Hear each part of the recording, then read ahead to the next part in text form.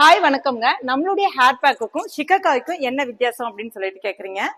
உங்களுக்கு முடி உதிர்வு ரொம்ப ஜாஸ்தியா இருக்கு, தலையில பொடுகு இருக்கு, அரிப்பு இருக்கு அப்படின்னா ரெண்டுமே தாராளமா பயன்படுத்தலாம். இதுக்கும் என்ன வித்தியாசம்னா கொஞ்சம் மூலிகை பொருட்கள் வித்தியாசம் இருக்கு.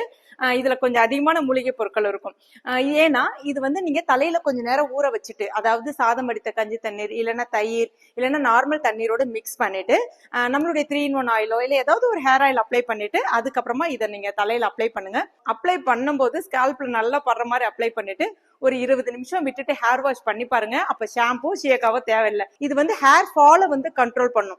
ஷிகக்காய் எதற்கு அப்படின்னா இது நீங்க வாரத்துல ஒரு தடவை யூஸ் பண்ணாலே சூப்பரான ரிசல்ட் இருக்கும். ஷிகக்காய் இப்ப டெய்லியுமே தலை குளிக்கிறவங்களா இருப்பாங்க, இல்லைன்னா ஒரு நாள் விட்டு தலை குளிக்கிறவங்களா இருப்பாங்க. அதே மாதிரி ஷாம்பு பயன்படுத்தினா உங்களுக்கு முடி ரொம்பவே கொட்டும், ஏன்னா அதிகமான கெமிக்கல் இருக்கிறதுனால. பட் ஷிகக்காயை நீங்க நார்மல் தண்ணீரோடயோ இல்லைன்னா சாதம் எடுத்த கஞ்சி தண்ணீரோட மிக்ஸ் பண்ணிட்டு நல்ல தண்ணியா கரைச்சிக்கோங்க. தலையில அப்ளை பண்ணி நல்லா தேய்ச்சிட்டு உடனே குளிச்சுட்டு வந்துடலாம். இது அப்ப அந்த காலத்துல எல்லாம் பாத்தீங்கன்னா நம்ம முன்னோர்கள் பயன்படுத்திய ஒரு இதுதான்.